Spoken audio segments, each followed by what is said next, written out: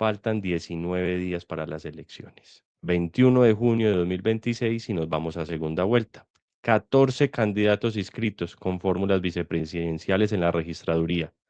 La participación legislativa del 8 de marzo subió al 47% en 2022, al 50,6% en 2026. 20,9 millones de votantes versus 18,2 de hace 4 años. Hoy vamos a tener un programa muy especial, vamos a hablar de nuestro país, vamos a hablar de Colombia en dos ejes centrales que causan mucho interés. El primero, obviamente, son las elecciones. Vamos a elegir a nuestro próximo presidente o presidenta de la República de Colombia y tenemos un tema que va a ser transversal a toda la conversación, que va a ser la constitución política de Colombia. Ese cambio que quieren hacer a la constitución política, como nos van a cambiar las reglas de juego, dependiendo del candidato que llegue, eso sí, pero vamos a entrar entonces a este análisis, a este panorama electoral de Colombia. El día de hoy me acompañan dos abogados, especialistas, amigos, que conocen muy bien de política, de derecho, y nos van a ilustrar a todos nosotros frente a este tema de las elecciones. Saludo entonces al abogado Felipe Fernández, que va a entrar a la sala en este momento. Felipe, muy buenas noches. ¿Cómo estás? Bueno, Santi, ¿cómo estás? Mil gracias, hermano, por la invitación. Vamos aquí a hablar cositas de política, de constituyente, muy desde el ámbito jurídico y, por supuesto, desde nuestra percepción. Muchísimas gracias. Y saludamos en este momento al doctor Óscar Olivero Amel, también asesor de un ente departamental y abogado especialista y docente universitario. Óscar, muy buenas noches. Buenas noches, Santiago. Buenas noches, doctor Felipe.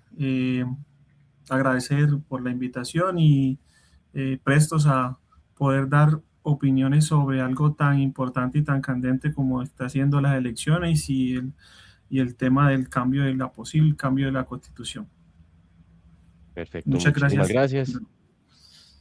Muchísimas gracias. Entonces vamos a iniciar con estos datos duros, datos objetivos de encuestas que tenemos.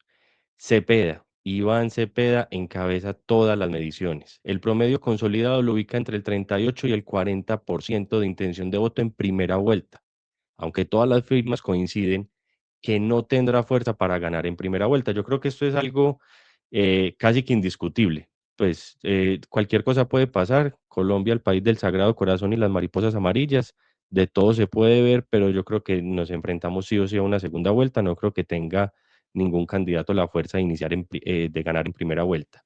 Inbamer, de abril de 2026, ubica a Iván Cepeda con el 44,3%, a Abelardo de la Espriella con el 21,5% y a Paloma Valencia con el 19,8%.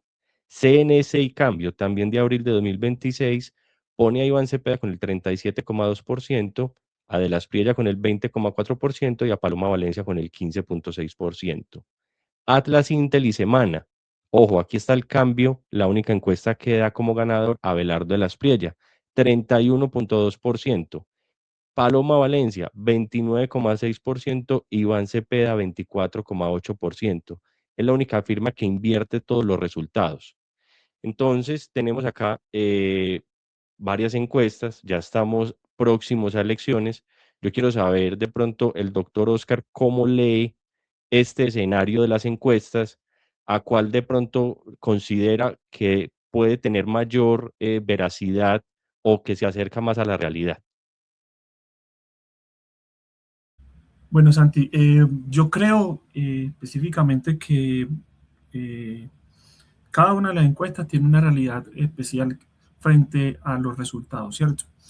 Y yo creo que los resultados están reflejando es cuáles de los tres candidatos más opcionados es quien tiene más fortaleza desde el punto de vista de la convicción al voto. Cuando me refiero a la convicción del voto, va dirigido es a aquellas personas que son firmes dentro de su partido y dentro de las decisiones del partido o de sus convicciones frente a la naturaleza de las políticas o, digamos, decisiones que ha tomado el país últimamente. ¿A qué me refiero? A que el candidato Iván Cepeda en estos momentos está basado dentro de la cuerda gubernamental. Eso quiere decir que todo el aparato gubernamental está a favor de este candidato y eso hace de que todos sus simpatizantes estén volcados a eso. Por eso yo creo que eso refleja una realidad en las encuestas.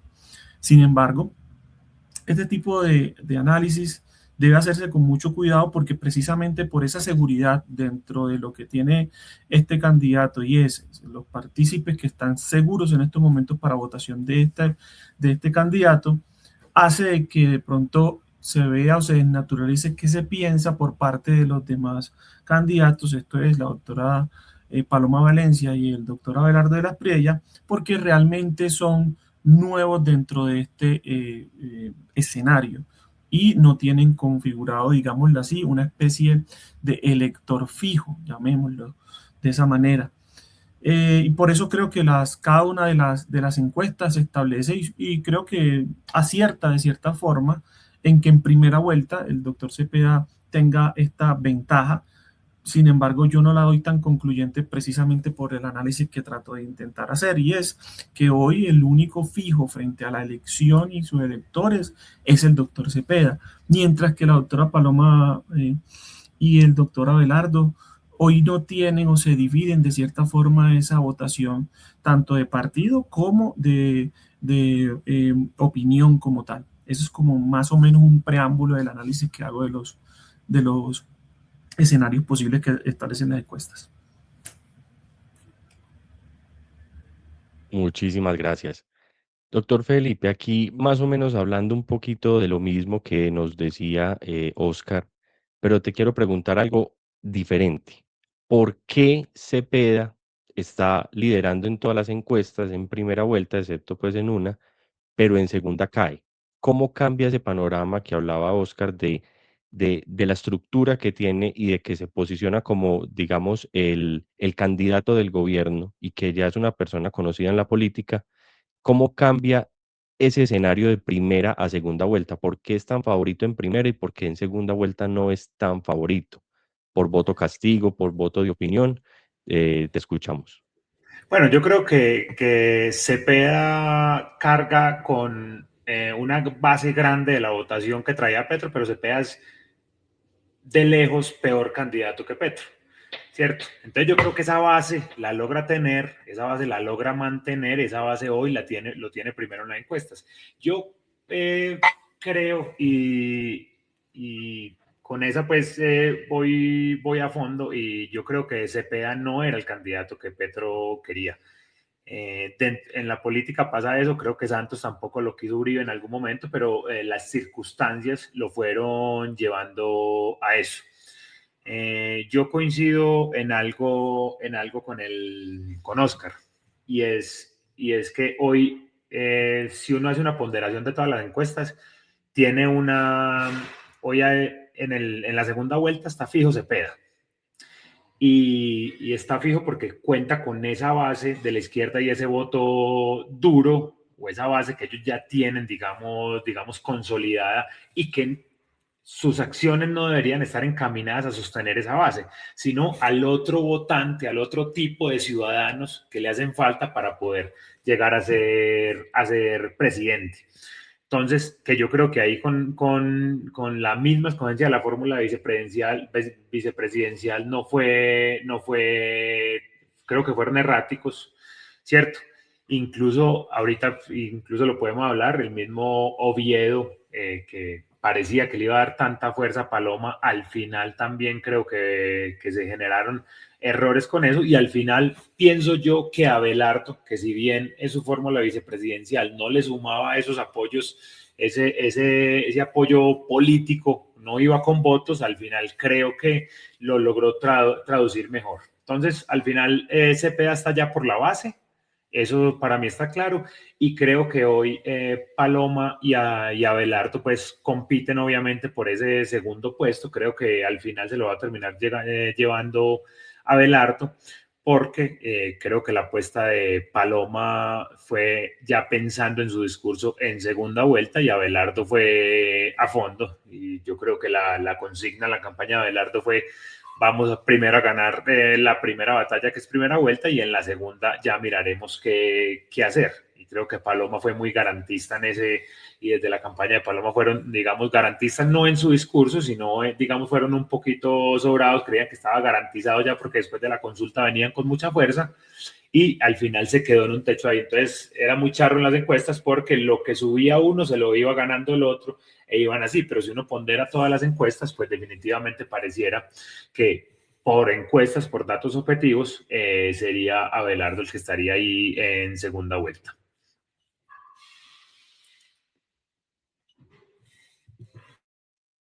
Perfecto, muy interesante los análisis que nos han brindado esta noche. Yo quisiera entender algo, la misma pregunta para ambos, y es, creo que es conocido y desde la elección de hace 4 años se lleva diciendo, si es que se entiende lo que este país da por hecho de lo que es el centro. Dicen que el centro es la mayor fuerza electoral del país, pero ningún candidato de centro nunca repunta.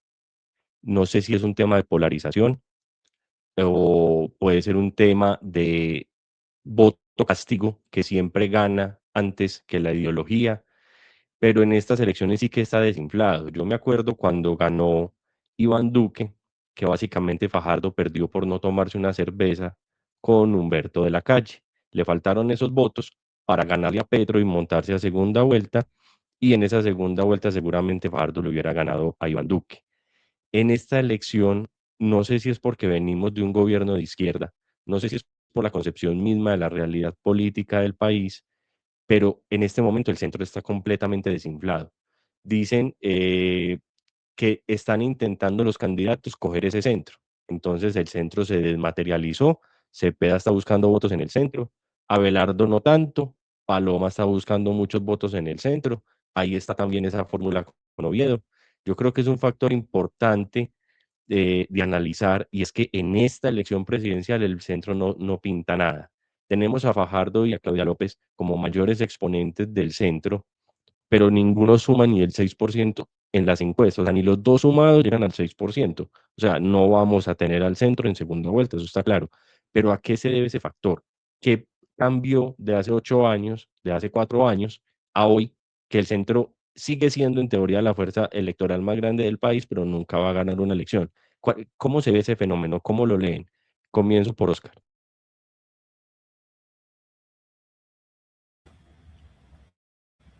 Bueno, doctor Santiago y doctor Felipe, vea, yo creo que se debe hacer un análisis desde el punto de vista de la coyuntura que hay en el país frente a esta elección. Y yo me atrevo a decir que esta es una elección histórica, pues obviamente yo no tengo la edad suficiente para decir de décadas de elecciones, pero lo que he vivido y lo que uno después de haberse graduado ha entendido es que realmente estas elecciones son históricas porque lo baso en dos conceptos puntuales frente a la pregunta. El primero se llama confianza y el segundo se llama polarización. Cuando hablo de confianza, hablo de que hoy, a mi modo de ver o mi lectura, es que el centro pierde confianza porque no toma una posición frente a una polarización que existe en el país. Querer desligarse de poder estar en una derecha o una izquierda, y por eso se llama centro, que puede ser muy obvio lo que digo, hace que el elector determine lo que muchas veces han coincidido los periodistas al decir que es una tibieza, es decir, no tomar posición cuando se debe tomar posición.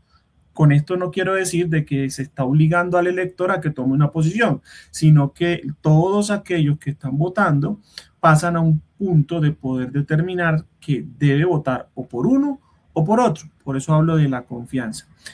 Y si nos empezamos a hacer retrospectiva, esa confianza se desnaturaliza desde el punto de vista de que a sabiendas de que no pasan a una segunda vuelta, no son capaces de tomar una posición, lo que hace de que genere desconfianza.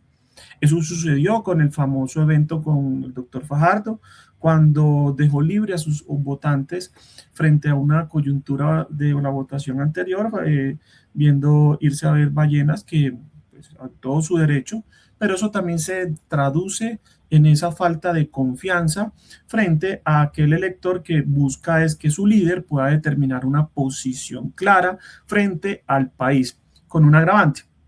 Y es que hoy está demostrando el centro que el aspecto gubernamental no va por buen camino y ni así toma una posición. Veremos si pasa una segunda vuelta y no, pues evidentemente con las cifras que nos representan, no va a pasar a una segunda vuelta. A ver qué posición toma. Mi pensamiento es que el centro, sobre todo con el doctor Fajardo, es un pensamiento más de independencia de sus electores, de no va a tomar un partido, que creo que desmejorará la confianza, como acabo de decir. Y por otra parte, la doctora Claudia López, ella siempre ha sido más de izquierda. Creo yo que lo que hará es adherirse a la campaña presidencial de aquel que represente las banderas de la izquierda, toda vez de que sus bases de cierta forma nacen de ahí, y creo que ella sí es de tomar posición. Entonces, eso en primera parte. Y en segundo, yo creo que la polarización de hoy determina un aspecto importante que no se puede olvidar, y es el aspecto definitivo frente a la abstención. El centro dejó de ser completamente atractivo para los votantes cuando no pudo comprender que el 42-43%, si no me falla la memoria, como abstención de los votantes no son capaces de poder enamorarlos. Y eso genera que en esta coyuntura de polarización se polarice, no sea ya el voto por uno u otro, sino el dejar de hacerlo. Las personas que dejan de votar hacen que entonces este tipo de centro que debería aprovechar ese momento, enamorar a esos electores, sacarlos a votación por ellos, ni siquiera llega allá. Y eso hace entonces también que este tipo de sentimiento al votante haga de que, digámoslo de una forma un poco peyorativa, y es voten su voto. No se esfuerzan para efectos de decir que votan por el centro. Entonces, ese tipo de situación es la que creo yo que perciben los votantes desde el punto de vista de los dos ítems que acabo de decir, tanto la confianza como el tema de la polarización que existe en el país.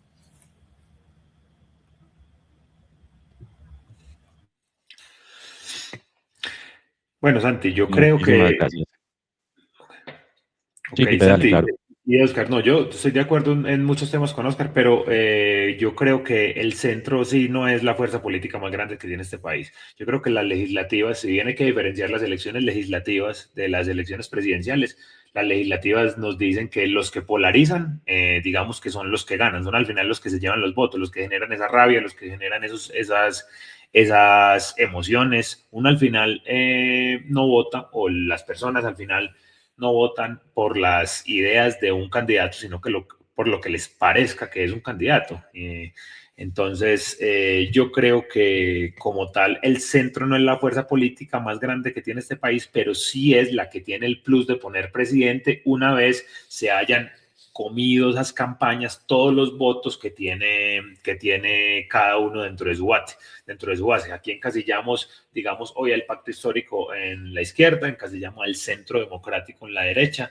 Yo creería que si bien esos conceptos son muy debatibles, pensaría que por lo menos el pacto histórico sí representa más esos valores de la izquierda, que uno los puede traducir, es el que quiere mucho más Estado y que quiere mucho más intervención, pero necesariamente el centro democrático no representa esos valores como tal de la derecha. Y cuando digo el centro democrático es Uribe como tal, porque digamos que el partido atiende a los lineamientos que pueda presentar el presidente Álvaro Uribe, teniendo en cuenta que él ni siquiera hoy controla su partido, porque es de conocimiento también que muchos de los parlamentarios del Centro Democrático hoy no están apoyando en plaza pública a la misma candidata Paloma Valencia.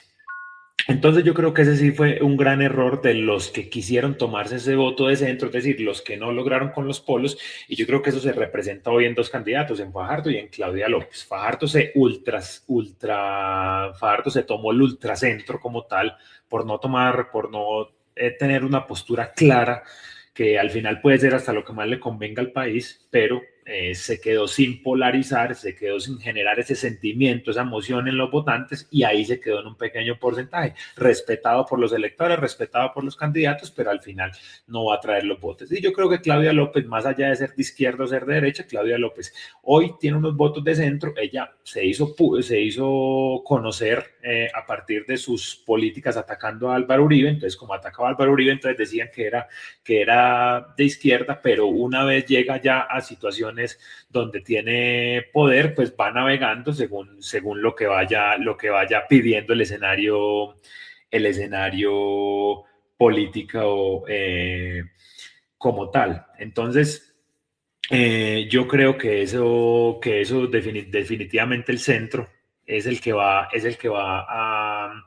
a terminar poniendo presidente una vez cada uno tenga los votos de base que tenga. Y también creo que la votación que tuvo Oviedo, que muchos analistas lo creen o en su momento establecieron que eventualmente esa fórmula con Oviedo pues iba a terminar llevando unos votos de centro para Paloma. Yo creo que muchos de los votantes que tuvo Oviedo en la consulta necesariamente no van a repetir ese voto por la fórmula como tal con Paloma. Habrá que ver entonces Paloma qué tanto logra cautivar esos electores, pero hoy pareciera, por los datos y por lo que uno nota y por las emociones que está despertando en la gente, que se quedó en esa fuerza ascendente que tuvo en su momento después de la consulta, llegó ahí como a esa meseta y Abelardo le volvió a recuperar nuevamente, y pareciera que a mi modo de ver, le va a ganar la fuerza en la primera vuelta.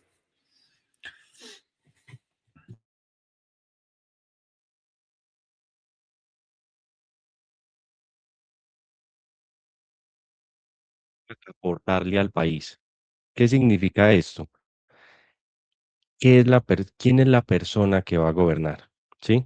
Tenemos tres opciones. Yo creo que esa baraja no nos la van a cambiar. Estamos entre Iván Cepeda, estamos entre Abelardo de la Espriella y Paloma Valencia. Iván Cepeda, senador, abogado, periodista, hijo de líder asesinado. Tiene una posición constituyente, es el único que la apoya. Vamos a hablar ahorita de constitución, y tiene una posición total de paz. Eso básicamente ha sido su bandera electoral durante tantos años en el Senado. Tenemos a Abelardo de la Espriella, que es un abogado barranquillero, reconocido penalista, figura ajena al establecimiento. Podemos hablar de una especie de outsider, que conocemos como Donald Trump, como Javier Milei, Bukele no tanto, pero es una persona que no ha estado en política, es una persona externa a la política, tiene un crecimiento muy llamativo en estas elecciones y ha estado en causas cuestionables, obviamente con su función como abogado, que nada implica lo que hicieron sus clientes, pero digamos ha estado en temas contra los clientes, como por ejemplo Alex Saab y David Murcia. Tenemos a Paloma Valencia, senadora del Centro Democrático, a la uribista tradicional, ganó la gran consulta y se fue en fórmula con Oviedo, tenía una posición constituyente de rechazo total. Ella no apoya la constituyente y es la única candidata, según el ponderador de la silla vacía, que puede ganar en segunda vuelta a Iván Cepeda. Tenemos un panorama de derecha, si se puede llamar con Paloma, o de centro derecha. Tenemos una posición de extrema derecha con Abelardo, y tenemos una posición de izquierda con Cepeda. Digamos que entrar a analizar qué es derecha, qué es izquierda, es muy difícil en este espacio. Es una conversación más académica. Para otro momento me encantaría traerlos y ojalá contar con ustedes. Pero aquí la pregunta es, ¿cómo es el país después de que alguno de ellos gane? ¿Cómo sería el país con Iván Cepeda? ¿Cómo sería el país con Paloma Valencia? ¿Y cómo sería el país con Abelardo de la Espriella como presidente? Pongámonos en el caso hipotético de que cada uno de ellos gane. De forma breve me cuentan ese país que nos viene, ese país que se avecina, ¿cuál es? Tanto en su aspecto social como en su aspecto jurídico. Los dejo para que me comenten. Oscar, nos encantaría escuchar tu opinión en este caso. Bueno, Santi, yo creo que es una pregunta bastante interesante. bastante porque ninguno de los tres, digámoslo así, ha tenido un cargo de manera especial. Sobre todo el doctor Cepeda y la doctora Paloma han sido congresistas, entendiendo lo que quiero decir como no han administrado de cierta forma algún tipo de entidad territorial o han estado dentro de un ministerio o obviamente presidencia, ¿cierto? Por otro lado, el doctor Abelardo tampoco ha sido miembro, digámoslo así, de algún tipo de entidad pública o administrado, y creo que aventurarnos a un tipo de gobierno por parte de ellos es, de cierta forma, un poco como de aventura. ¿Por qué? Porque si bien es cierto el doctor, y comienzo con el doctor Cepeda, está claro que el doctor Cepeda es una persona que ha intentado y tiene en su filosofía hacer absolutamente cualquier forma de poder entablar una conversación con todos los grupos criminales. A mi modo de ver, incluso llegando a límites donde por colocarle límites a este tipo de grupos no es su filosofía, ¿cierto?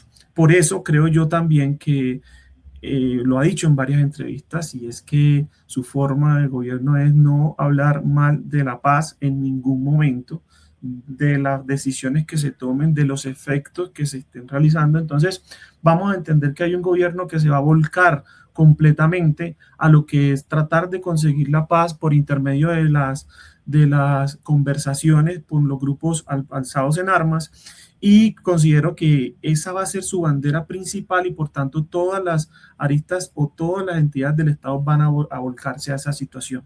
Obviamente va a ser un gobierno de continuismo, donde las banderas del cambio, como lo establece el hoy presidente, el doctor Gustavo Petro, va a intentar conseguirlas de manera tal que parte de ello, y me imagino que lo hablaremos ahorita más adelante, es que considera él que debe hacerse una constituyente para efectos de la aprobación de esa reforma, ¿cierto? Por otro lado, vemos entonces que la apuesta que realiza la doctora Paloma ha estado más dirigida a la recuperación de lo que ella considera del país frente a lo que es sobre todo la recuperación de la confianza privada y la inversión privada frente al empresario y frente a aquellos que producen riqueza en Colombia, ¿cierto? Y lo digo no por sentimiento, lo digo por análisis, y es que este tipo de pensamiento hace de que recordemos que cuando un Estado, podemos pensarlo de derecha o de izquierda, estamos pensando en macroeconomía. Ella es más de aquellas que piensa de que el Estado se tiene que reducir. Hay que reducir, como lo hizo Uribe en su momento, fusionando ministerios y demás. Yo creería que el Estado que ella requiere es aquel que menos intervenga en lo que es las acciones de la sociedad, y que sea el mismo mercado, que sea la misma sociedad que pueda regularse ahí. Entonces vamos a ver una gran diferencia a lo que hoy se pretende, que es más un poco más de un Estado intervencionista, de un Estado regulador, de un Estado que quiere siempre coaptar las entidades para efectos de la toma de decisiones, sin decir cuál es mejor que otros. ¿Listo? Y por último, el doctor Abelardo creo que es también un pensamiento también desde lo macroeconómico, de un pensamiento de que es la reducción del Estado para su mayor eficacia. Sin embargo, yo creo que este candidato es mucho más pasional, es mucho más emocional, y entendiendo esto desde el punto de vista de que él no ha sido administrador como tal. Entonces, entendería que lo que él busca más es de cierta forma una eficiencia y una eficacia en conjunto con las Fuerzas Armadas y el empresariado como tal. Entonces, estas ideas buscan que es que su forma de gobierno va a ser más de mano dura desde el punto de vista no de partido político, sino de mano dura frente a lo que es la imposición de la ley vía policía, ejército, militares, etcétera, y adicionalmente a eso, la inversión privada que sea un poco más, tenga más flexibilidad desde el punto de vista de restricciones estatales para poder, lo que él denomina, recuperarlo. Entonces, creería yo que son versiones totalmente diferentes, rumbos completamente distintos al que hoy está incluso el mismo gubernamentalista, porque están buscando obviamente ese cambio estructural del Estado para poder tomar las decisiones. Entonces creo que esos son los tres modelos que nos están invitando a analizar, más allá de sus formas de gobierno y más allá de sus planes de gobierno como tal.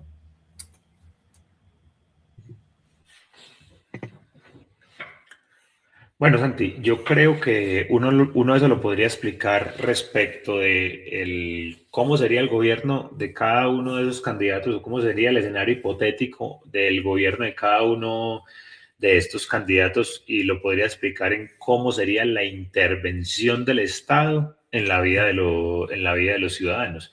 Y yo creo que si uno hace la escala Cepeda, Paloma, Abelardo, uno podría hacerlo así. Cepeda, mucha intervención. Paloma, mediana intervención, y de las Priella la mínima intervención. Yo creo que con Cepeda va a haber más limitación de las libertades. Yo no tengo duda de eso.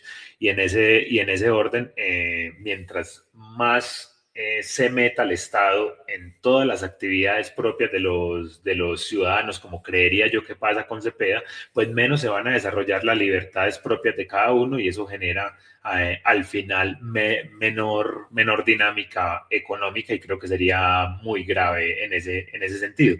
Paloma, que también la han matriculado como una candidata de derechos y viene con las mismas tesis de Uribe, creo que también no sería, habría una intervención mediana. Yo por eso sostengo que Uribe no es un político de derecha. Obviamente es debatible qué significa que sea derecha, pero en el manejo de las libertades Uribe también es un candidato que hasta cierto punto y en cierta medida, y que creo que esa sería la medida de Paloma, intervendría mucho en la vida pues de los ciudadanos. Si uno recuerda cómo fue el gobierno de Uribe, él si bien optó por un estado pequeño, que eso a mí me gusta, que eso creo que es lo ideal, también tiene una bandera de autoridad y orden, pero por otro lado, cierto que ya es donde se aleja un poquito de eso, es un hombre que le gusta un tipo de gobernante que incentiva mucho el tema de los subsidios y para incentivar el tema de los subsidios, pues necesariamente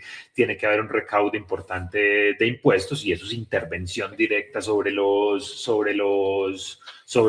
ciudadanos. También está, y uno pensaría pues que está muy de la mano de los empresarios, pero cuando uno es como tal promotor de la ley 2101 de la reducción de la jornada laboral, que hoy en campaña, cuando le quieren hablar a cierta población, le dice fui yo, yo me escuché parte de los streaming que se hicieron o de las entrevistas que se hicieron con Huescol, tanto la de Petro como la de Uribe, y los dos dieron, no, fui yo, cada uno de ellos en realidad pues fue Uribe, y ese tema pues definitivamente dista digamos de la línea política que uno pensaría de un gobierno de derecha, y no es porque al final no quieran mejores condiciones laborales para los trabajadores, es porque al final la empresa como tal, el aparato económico como tal de un país, pues necesita mejores condiciones al final para poder garantizar por lo menos unos mínimos que hoy son más difíciles con el salario mínimo, con la reducción de la jornada laboral, con la reforma laboral, con la carga tributaria, etcétera. Entonces, mientras más Estado metamos,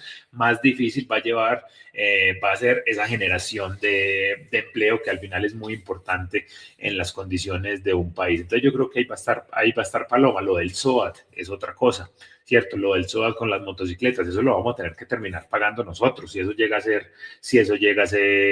ser una realidad. Mientras que con Abelardo, pues uno pensaría que va a ser un gobierno donde las libertades podrían ser eventualmente mayores en materia económica, y creo que eso también sería muy interesante verlo en el país. Un gobierno libertario, pero libertario en temas económicos, porque si bien el Partido Liberal colombiano, dentro de sus estatutos, pues es un partido social, un partido que podría ser considerado de izquierda si uno lo mira estatutariamente, pues ha sido un partido que ha navegado sobre diferentes posturas. Entonces yo la mejor forma que encuentro de uno poder proyectar a futuro cómo sería cada uno de esos gobiernos, pues lo veo desde la intervención que tenga cada uno y lo mido así: Cepeda, alta intervención; limitación de las libertades, Paloma mediana intervención y en su medida también esa misma limitación a las libertades, y creo que Abelardo de la Espriella tendría eventualmente un gobierno mucho más libertario, sobre todo también dando digamos, luces de lo que podría llegar a ser con la escogencia de su fórmula vicepresidencial, pues que si bien este señor fue ministro de Hacienda de Duque, pues es también conocido por sus tesis libertarias.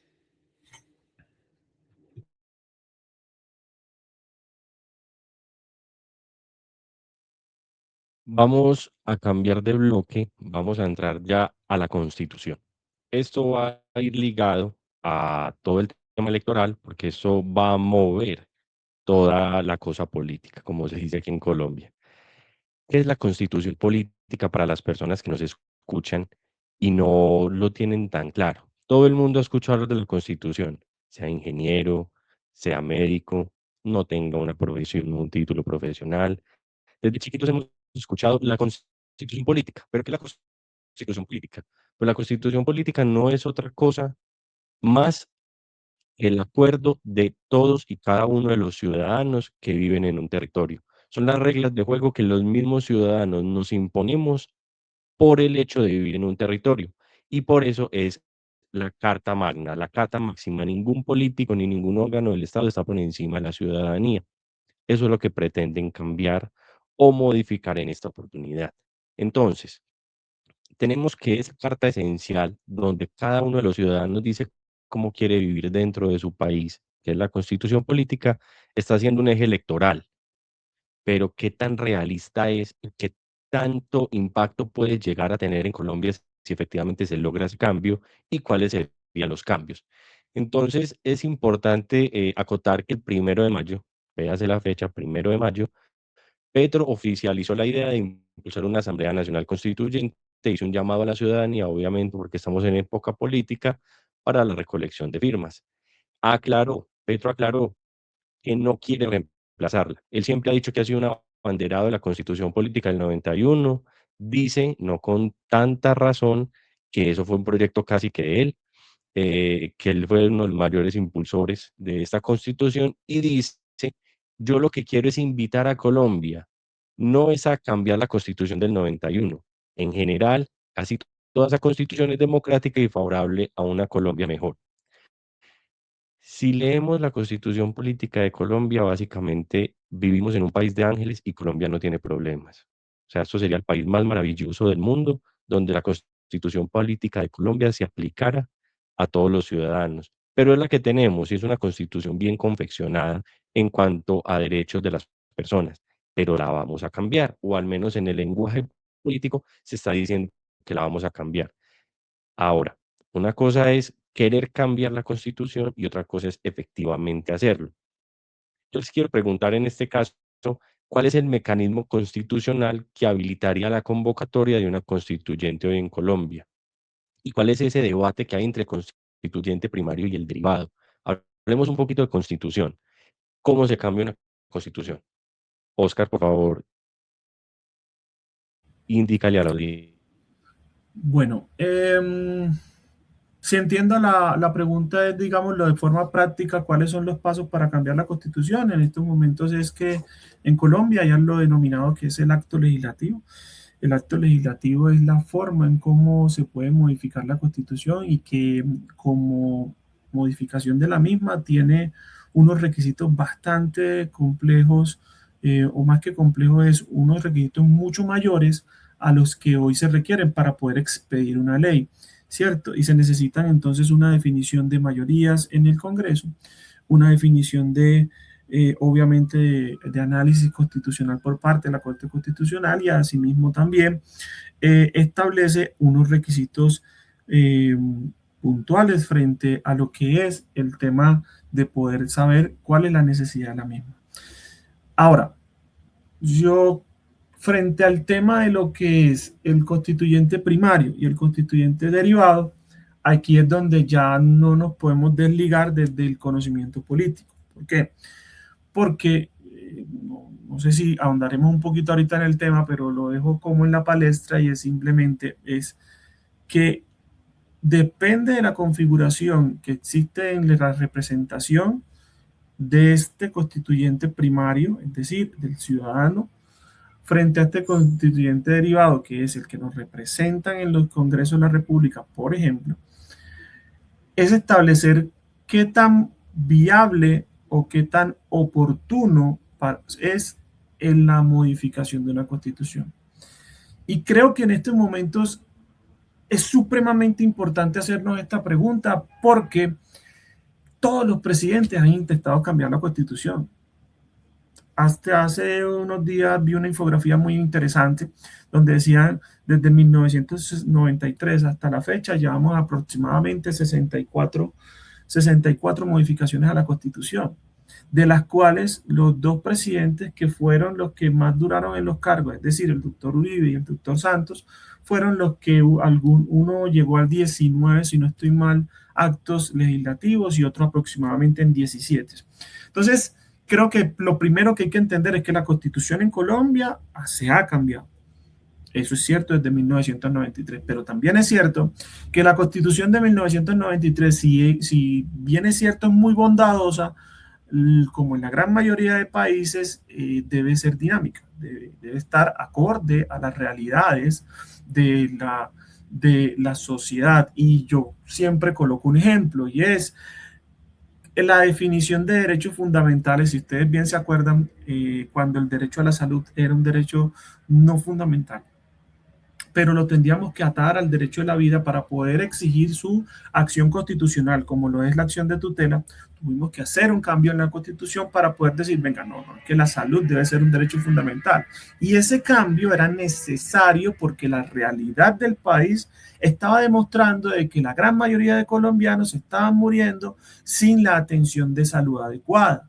Y eso produjo un cambio. Es simple un ejemplo para entender que hoy el punto político, porque es el tema puntual desde lo político, es poder decir que este cambio en la Constitución entonces puede generar algún tipo de peligro, ¿cierto? Pero realmente los cambios a la Constitución están. Ahora, no sé, insisto, si vamos a hablar de ello, pero lo dejo como en el tintero para poder decir es, hoy, ¿qué se juega o qué se pretende? ¿Cuál es la necesidad que se plantea o que al menos se avisora para poder hacer una constituyente? Entendiendo esto como el análisis de toda la constitución política.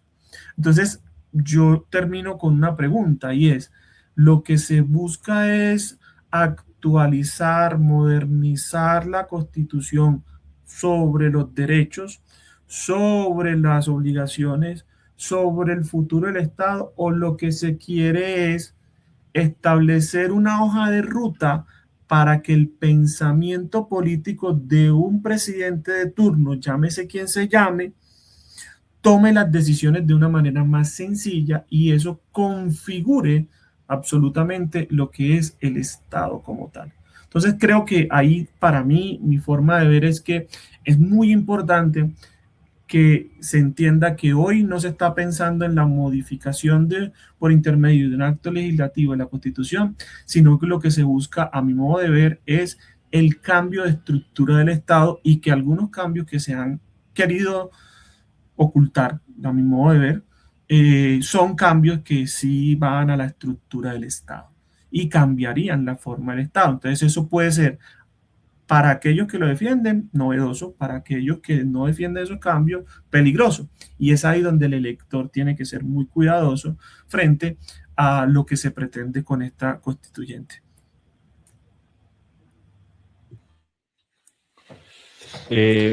Felipe, antes de comenzar, te cambio un poquito la pregunta con esto que dijo Oscar. A ver,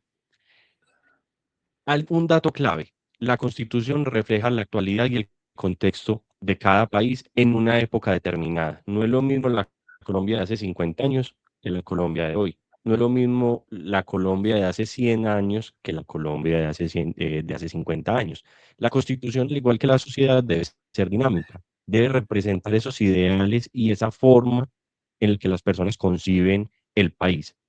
En este momento, ¿qué es ese debate que se quiere cambiar con la Constitución? ¿Qué es lo que cambió en la sociedad respecto a la Constitución del 91 a hoy?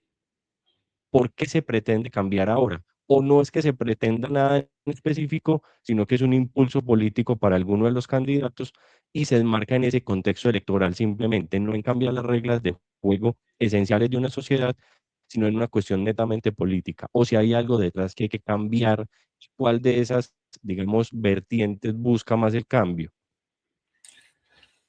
Bueno, Santi, no, yo creo que lo primero es que yo le tengo miedo a una constituyente en cabeza de cualquier gobierno, ¿cierto?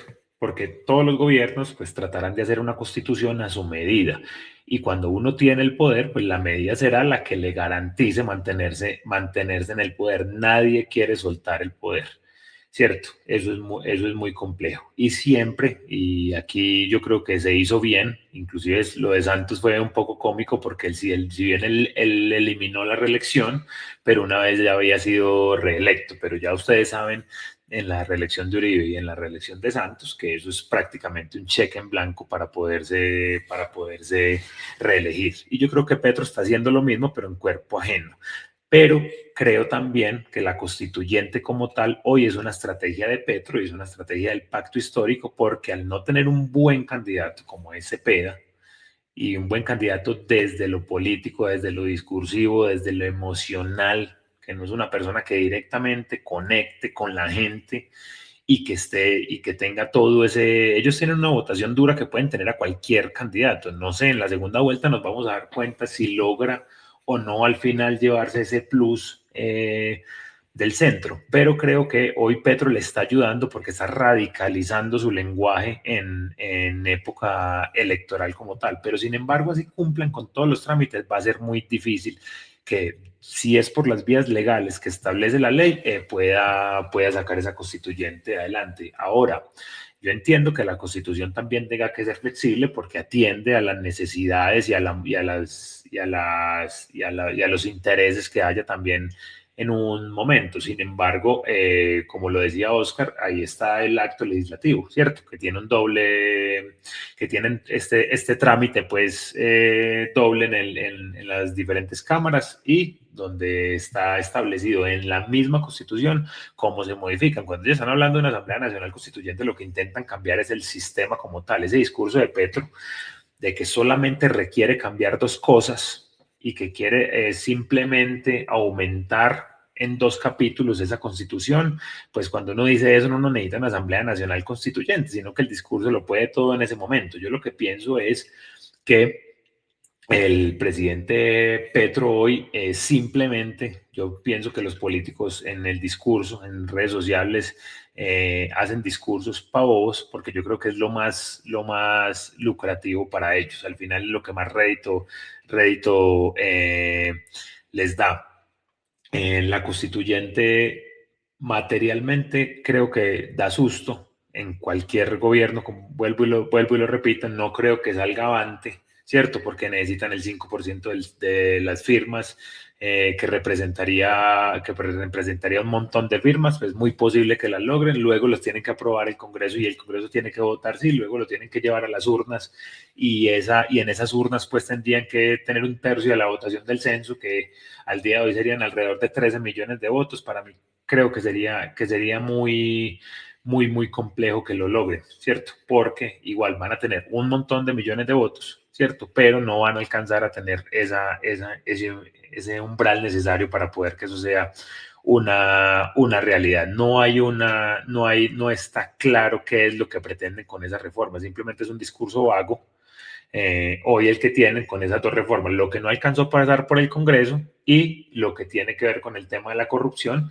que al final es un tema supremamente subjetivo y creo que este gobierno tampoco es quien para hablar y para sacar pecho necesariamente de eso.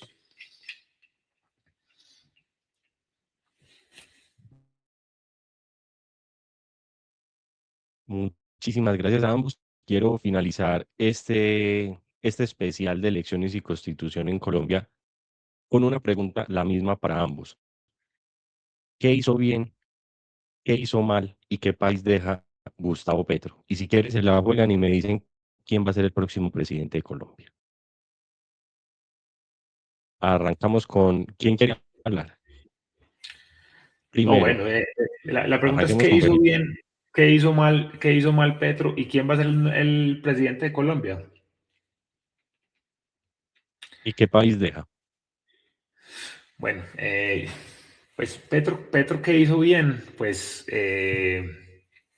desde la estrategia política, yo creo que entendieron que tenían que ampliar la base y necesariamente para tener vocación de poder, otro tipo de fuerza diferente a la que venía gobernando tantos años del país, pues entendieron eso y se aliaron con todo el mundo, ¿cierto? Ahí vemos a Benedetti, a Roy, a toda la clase política ahí y entendieron eso que tenían para poder ganar, digamos, lo que nunca entendió eventualmente Fajardo.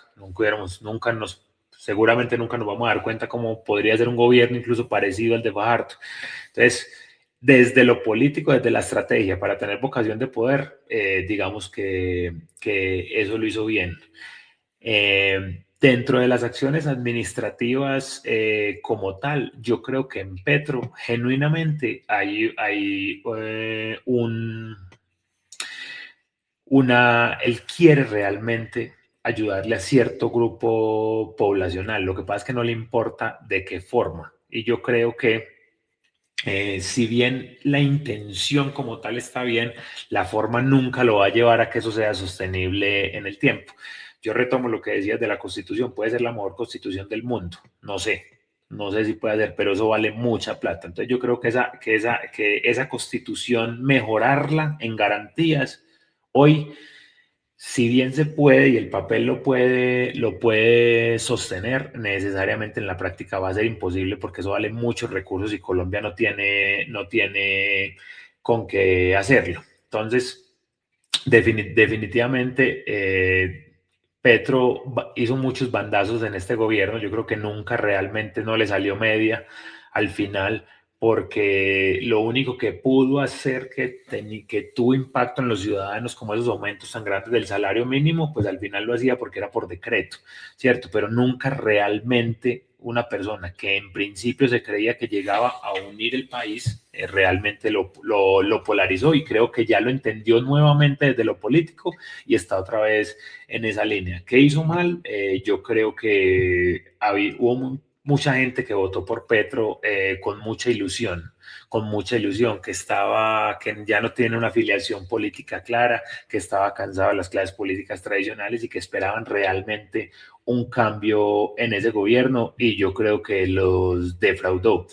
Y creo que si ellos no sostienen un gobierno de izquierda en estas elecciones en cabeza de Cepeda, va a ser muy complejo que se vuelvan a montar, a no ser de que llegue un presidente y lo haga muy mal. En este caso tendría que ser Abelardo o Paloma. Deja un país económicamente muy mal porque la caja menor del país, ¿cierto? Su aparato productivo lo aporrió necesariamente muy fuerte. Basta ver el caso de Ecopetrol como tal. Y yo creo que el presidente va a estar, si bien es difícil, pero el presidente va a estar en quien pase a segunda vuelta entre Paloma y Abelardo. Y yo me la tiro también, mi postura será, yo no me preocupo mucho por el voto en primera vuelta, ¿cierto? Yo de frente sí lo digo que yo voy a votar por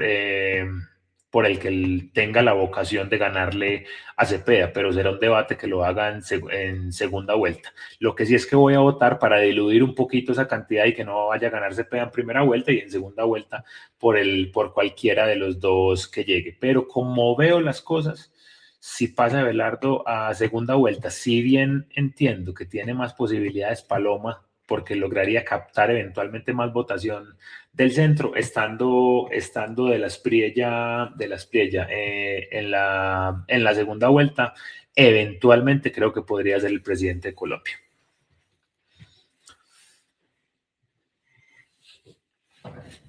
Perfecto, Oscar, misma pregunta. ¿Qué es lo bueno, qué es lo malo, qué país deja y si te la jugas con un candidato? Bueno, Santi, una pregunta bastante compleja porque yo creo que hablar de Gustavo Petro es hablar de pasiones. Y hablar de pasiones en política obstruye un análisis adecuado, ¿cierto?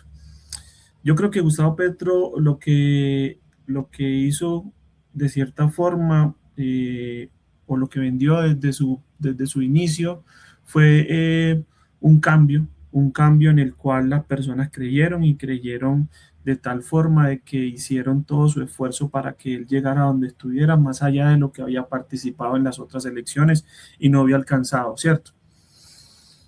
Sin embargo, yo no puedo dejar pasar esta pregunta sin entender que la dignidad de un presidente y la forma de cómo es su ser hace de que las decisiones de un país se vean marcadas por esa persona. Y no estoy llegando a lo personal, porque creo que eso se tiene que dejar en el debate ahí, en lo personal. Estoy hablando más de su forma de no comprender la estructura que quería tener y quedarse en el discurso, que por cierto es una persona que tiene una retórica muy buena y llega a muchos electores, y lo digo muy buena no por su descache, es por la forma en cómo llega a sus electores, ¿cierto? Es que la dignidad de un presidente, a mi modo de ver, y lo digo con mucha crítica, es que la rebajó mucho. No puede un presidente estar dentro del ojo de huracán por múltiples situaciones que presenta en público. Insisto, no en su forma personal, sino también en su forma de gobernar, los consejos de gobierno, los cambios de ministros, las decisiones en directo, las peleas con las otras entidades, la relación con todas las demás estados. Todo eso hace de que su forma de gobernar siempre estuvo permeada por obstruida en concentrarse en lo realmente importante para Colombia. Y por eso generó esta gran polarización que para él ha sido siempre cómoda. Entonces creo que, insisto, no puedo dejar de pasar esta pregunta, decir que el gobierno que deja un gobierno bajo la incertidumbre. Incertidumbre si las decisiones que se tomaron fueron las adecuadas, que a mi modo de ver no lo fueron. E incertidumbre frente a quién lo rodea, porque cambiamos de ministros cada 2-3 meses, ¿cierto? Y eso también establece un horizonte completamente irregular. No se sabe a dónde quería llegar, más allá de una confrontación. Por otro lado, ¿qué hizo bien? Yo creo que sentar sus bases, como lo dice el doctor Felipe. Él lo que hizo fue, y me parece que es la percepción que tengo, es poder radicalizar a aquellos que lo apoyan. Es poder entender que esos que lo apoyan los tienen que seguir apoyando porque él se enfrentó a lo que siempre dijo que se iba a enfrentar, los más ricos, los empresarios banqueros, con todas las personas que no estaban de acuerdo con él. Entonces creo que el gobierno lo que hizo fue rodearse inicialmente para llegar a consensos que muy adelante no se dieron, pero que se radicalizó en su momento y en su discurso con el personal que se alió. Y eso le ha costado de cierta forma la credibilidad. Y frente a por quién creo yo que voy a votar y me la juego, hasta hoy no tengo un candidato claro. Sí tengo claro que realmente Cepeda no es el candidato que Oscar, no, no ¿sí? por quién vamos a votar, quién cree que va a quedar, así no nos guste. No, ¿Quién de pues pronto en cree que va a múltiples, quedar? en múltiples espacios, yo soy muy partidario, soy muy pesimista, a pesar de que no me guste, soy muy pesimista. Ganarle a la, a la gobernabilidad va a ser muy difícil, sobre todo porque Gustavo Petro tiene la chequera abierta con cualquiera, y como lo dijo el doctor Felipe, se alía con el que sea más adecuado para él, no importa cómo y cuándo. Entonces yo creo que Iván Cepeda va a quedar, y lo va a quedar por muy poco margen, pero va a quedar porque va a comprar conciencia, y lo digo no como un delito ni una ilegalidad, sino porque los negocios políticos se ven así. Y me baso con esto porque partidos tradicionales están divididos, y esos partidos tradicionales tienen una votación bastante importante, y eso hace de que entonces él haga sea más fácil para él poder llegar a unas alianzas con una chequera del gobierno. Entonces, creería yo, no me gustaría, claro está, pero creería que es muy difícil competir contra eso y sobre todo con una abstención que tenemos más del 40%, va a ser muy complejo que se le gane. Sí, las encuestas dicen la realidad, que es como lo que creo yo.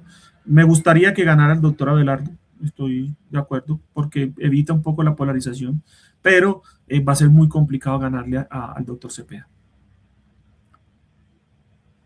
Muchísimas gracias a ambos por ilustrarnos en estos temas tan importantes, tan coyunturales, tan actuales que vivimos en Colombia. Están cordialmente invitados el día de las elecciones o al otro día para que hagamos un análisis de qué pasó y qué sigue de aquí en adelante. Seguramente una segunda vuelta, pero va a ser mucho más interesante analizar con los resultados ya en la mesa.